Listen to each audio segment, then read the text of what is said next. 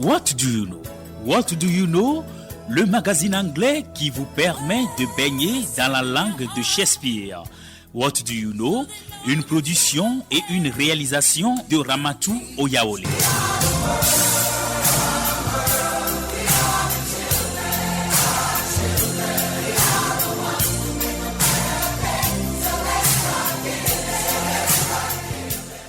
Hello and welcome to our discussions of today's Saturday.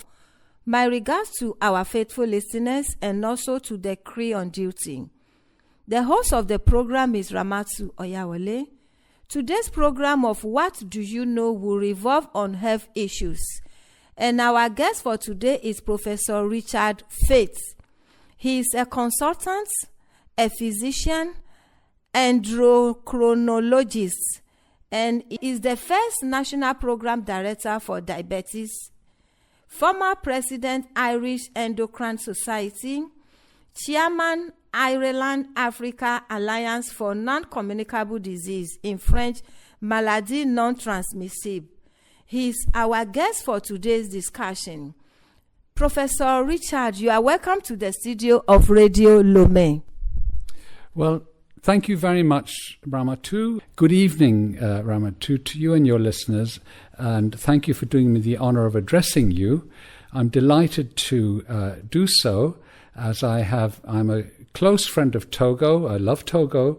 This is my 17th visit in the last 10 years, and I come here voluntarily and in my own time at my own expense. I come here because when I went into semi-retirement, I had time and I have a training that is very relevant to the future health of not only the world, but also to African countries and low-income countries, because my main interest is non-communicable diseases and in particular diabetes. And I would like to, and this is a big problem for Togo and for the developing world. Thank you very much indeed, Professor Richard. What is diabetes? Well, diabetes is a disease. It is the most common disease in the world. And it is a disease to lack of insulin. Insulin is a hormone produced by the pancreas gland, which is in the abdomen, and which causes the food that we eat to enter the tissues where it can create energy. And without insulin, the sugar does not enter the cells, so it stays in the blood, and it reaches very high levels, and it damages the tissues. There are two main types of diabetes.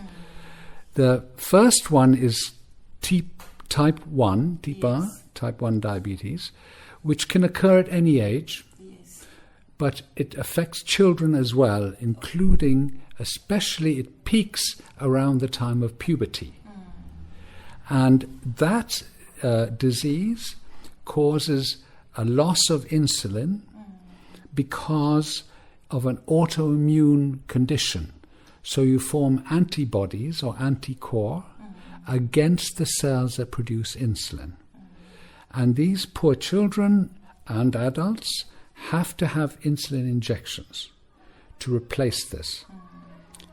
If they do not have insulin, then they can die within 3 days.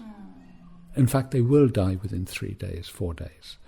So it's a big challenge to get insulin into a poor country, and the European Diabetes Association, the International Diabetes Federation, arranges for insulin to be shipped over to every country in the world that needs it, and it comes to Togo. The other type of diabetes, which is more common, probably 90%, 95%, is type 2 diabetes, which affects mainly adults, but because of the increasing obesity we see amongst children now, it is becoming more common in younger people as well. And the cause of that is basically that for the history of humanity, we have been undernourished. There's not been enough food.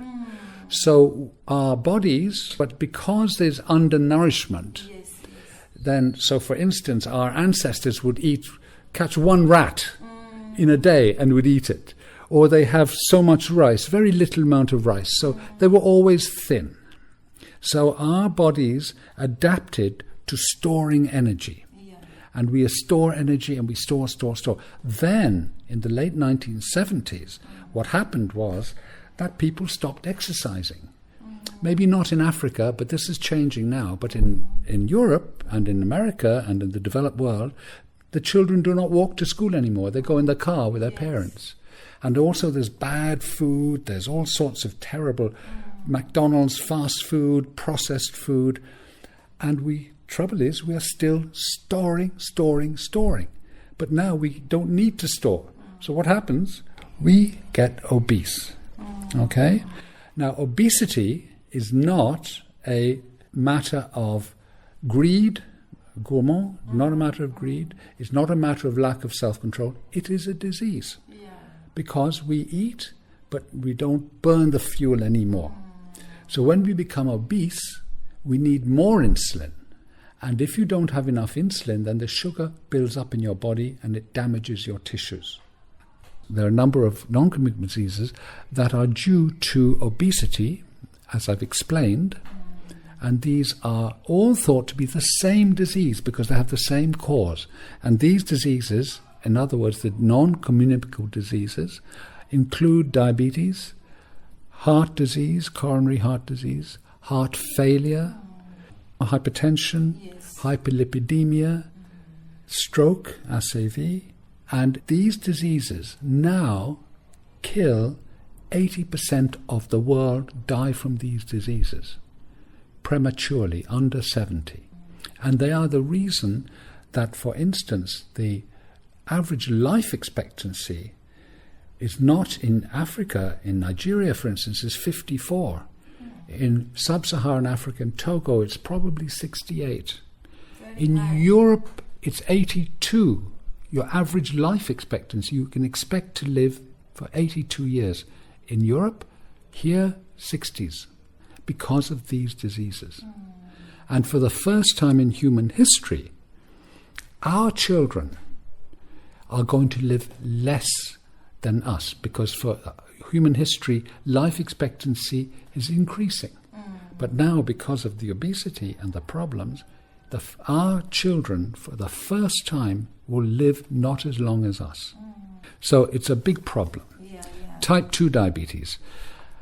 Now, what's very important is that the obesity rate is already high in Europe and America. But the fastest obesity growth is in Africa now. So people are becoming more obese more quickly, especially in West Africa. Secondly, in North Africa, then in East Africa and South Africa. So they're getting obese. So the non-communicable diseases, and diabetes, for instance, is growing faster here than anywhere else. And it kills more people, even in this part of the world, than malaria, HIV, meningitis, tuberculosis, hepatitis. Combined, the non-communicable diseases kill more people already, and it's increasing. So something has to be done. And just briefly, the third type is diabetes occurring during pregnancy. And it usually occurs in women who are going to develop diabetes later, but because they become pregnant, they develop diabetes. And this is very dangerous for the child, for the baby.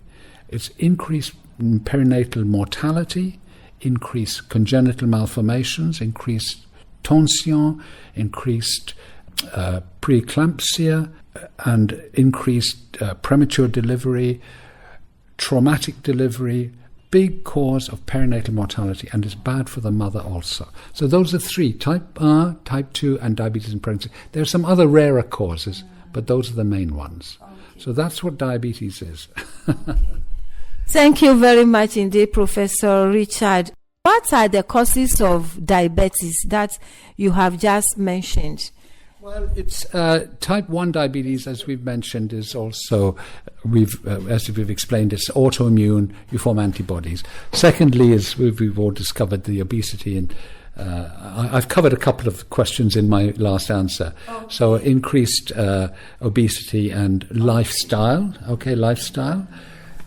So those are the main causes of diabetes.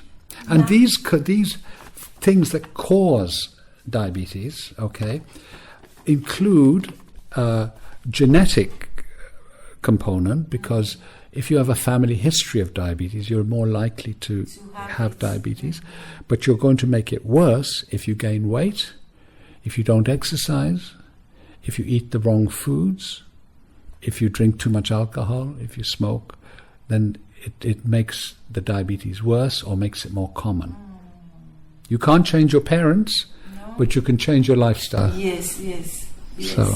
Okay, tell us about signs that alert you that you have diabetes. Okay. Well, the classical ones are what they call polyuria, which means much urine. Because when your sugar goes up in diabetes, it goes into the urine and it takes water with it. So you make lots of urine. So you're making urination frequently, and you get thirsty, so you drink a lot. So drinking a lot of fluid and urinating is common.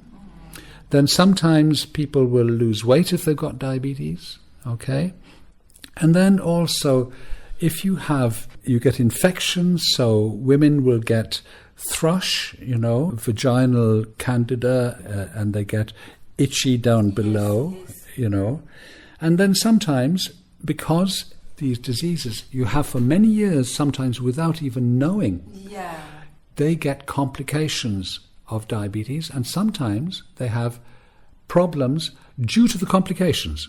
And it affects the eyesight, it affects the feet and the nerve to the feet. So if you get a burning or a numbness or picante in your feet, pins and needles in your feet, that can sometimes indicate diabetes. But it's a serious disease, and once you have it, it's going to reduce your life expectancy.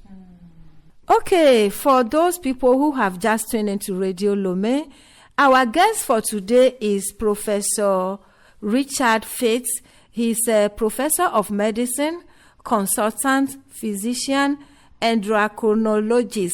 So he is our guest for today's discussion. Now, what are the consequences of diabetes complications? Okay. Well, as we said, the high sugars damage the tissues. They damage all the tissues. But the ones that come to people's notice it is the commonest cause in the world of blindness in adults. So you lose your eyesight. It is also the commonest cause of kidney failure. It affects the kidneys. So it's the commonest cause in the world of kidney failure and dialysis. The commonest cause in the world. And many people in Togo are on dialysis. So, for instance, our diabetes center in Palimé, which I will talk about later perhaps, is going to, we hope, have a dialysis unit. Because at the moment, there are 130 people in Palimé who have to come to Lomé 3 times a week for dialysis, which is terrible. And most of those are due to diabetes. It also can affect the feet. And it affects the feet in 2 ways. One is that it causes narrowing of the blood vessels to the feet, so that the feet have not enough blood, not enough oxygen, and the tissue begins to die, and you can get gangrene. Secondly, because the nerves to the feet are affected, you do not have good sensation in the feet. So if I were to touch your feet, you would not be able to feel it. Or if you hurt your feet, you will not feel it. No, if you have a stone in your shoe, you will walk all day. And in the evening, you have a big hole, a big trou in your foot, and you can't feel it. And it gets infected, And then unfortunately, if it cannot be controlled and if the blood supply cannot be restored, then it is the commonest cause of non-traumatic amputation. At the moment, the world has a lot of amputations because of landmines in Ukraine and in Palestine and places like that. But it is the commonest cause of non-traumatic amputations in the world. As you just mentioned of amputation, nowadays we are seeing a lot of amputations of lower limbs of patients. What explanation can you say about these amputations? Well, Ramatou, the amputations are always preventable. Yeah. And they are preventable by making sure that people know they have diabetes, okay, so that they're aware of their diabetes, by screening, okay, by screening of sugars, by making sure that they have exercise and healthy lifestyle, wearing good shoes, and inspecting their feet every night if they have diabetes. So if you cannot see properly, then you get your husband or your wife or your brother or whoever to look at your feet and make sure there's no cuts or sores or blisters or anything like that, and to wear sensible shoes. I see many people in Africa wearing flip-flops. Wearing slippers. Yes. They don't wear cover shoe. Not cover shoes. So slippers, we call them flip-flop because they make a flip-flop noise, and they have the rubber going in between the toes, and that rubber can hurts you, yeah. And I've seen people lose their feet because of that, because they can't feel the pain. Yes. That is ignorance. Well, it's ignorance, but it's not their fault. You know, A condition of living. it's a condition of having diabetes, and you could say it's the ignorance and the fault of society for not educating them. Yeah, How can they know this Yeah, unless lack they're of taught? You know. Now, the centre in Palimé, I'm very proud of because it is going to be a centre for non-communicable diseases. Yes. Firstly, to accommodate diabetes. Yes. And we have a person there, a nurse or assistant medical, who will see people. They will take a history to see if they've got a family history and their age. They will screen them for diabetes with glucometer, Yes. and also for Take blood their pressure, blood pressure. and weigh them Weigh them. and work their body mass index and make recommendations and see them again. Yes. And this, we hope, will also be a centre for people to come. I have colleagues in Europe who are foot specialists, foot surgeons, eye specialists, kidney specialists, dietitians, podiatrists, they look after the feet. Yes. And they were willing to come here for 2 or 3 weeks at their own expense and to teach the locals and to see patients.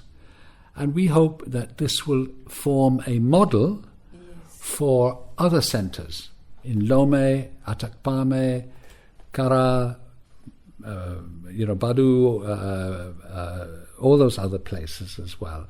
So we're hoping to open that, and it will be permanently open. I have photographs of it, which I can show you later, and we're very proud of it. Now, that was a gift, not a gift in a way, of the Irish people, because my colleague, Professor Bello, Mofu Bello, he is a neurologist. He's head of the non-communicable diseases in the Ministry of Health. Yes. And the Minister for Health, who have supported this, they indicated this building in Palimé, which is built in 1906, a German colonial building. It is it was very dirty and overgrown and deserted. And I went back to Irlande and raised funds and enough to have it now refurbished. So it is beautiful now, and we hope it's going to be the first non-communicable diseases center in Africa. Wow, that will be built in Togo. Built in Togo. Okay, very interesting. For the first world communicable disease treating diabetes will be built in Togo, and especially in Parliament. We are very proud of it. Professor Richard, I would like you to advise us on lifestyle. What lifestyle should a person with diabetes live? Well, I think your listeners probably know the answer to that already. They've been told before. But clearly, the first thing is to try and avoid gaining too much weight. Yes. Okay? And how do you do that? Well, you limit the calorie intake. Okay? You also have to exercise. Now, these are not easy to do. So, calorie intake means obviously having 3 meals a day, ideally small meals, okay, and not eating all the time. Unfortunately, the African diet is probably not the most healthy. We should be eating more vegetables, legume, fresh vegetables, fruit, and not too much carbohydrate. Now, I know that Togolese people are very fond of fufu and maize and all these kinds of things. Huge carbohydrate intake of very little nutritional value. So there's that. Then also, we want to avoid carbonated beverages, sugar-sweetened beverages. And I know that, for instance, it's very hard to get Diet Coca-Cola or Diet Fanta or Diet 7-Up in Loma. You have to go to an expensive supermarket like Champion or something like that. So what do people buy? They buy Malta, they buy cocktail de fruits, and they give it to their children. And, of course, this is not good because it makes them overweight. Yes. But it's very important that people, if they can, have diet drinks or drink water. Secondly, exercise. But it's difficult. So there's diet, there's exercise, and also, lifestyle, not too much alcohol. And, obviously smoking is bad. But limiting calories as well. But the mothers are very important not to make their children overweight now, because now we're seeing a huge epidemic of obesity in children, and it's really, really frightening. It's terrible.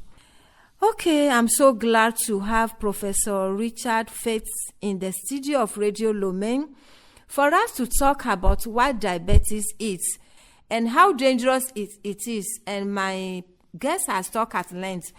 I hope you have taken a clue from what Professor has just told us. And to your information, anybody suffering from diabetes can contact them, or you contact where you have to go for screening, and after screening, they will tell you what is next to do. Diabetes cannot kill. If really you are diagnosed early and go according to rules and regulation, with diabetes, you can reach 100 years or 90, if I'm not mistaken. Hallelujah.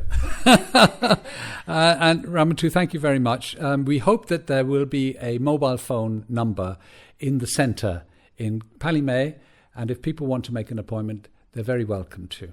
Okay.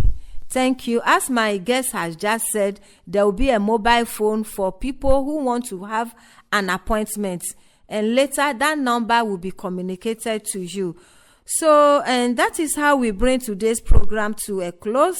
My thanks and gratitude goes to Professor Richard Faith for coming to tell us what diabetes is, and also my thanks goes to the crew on duty. My thanks also goes to our faithful listeners for spending their time with us.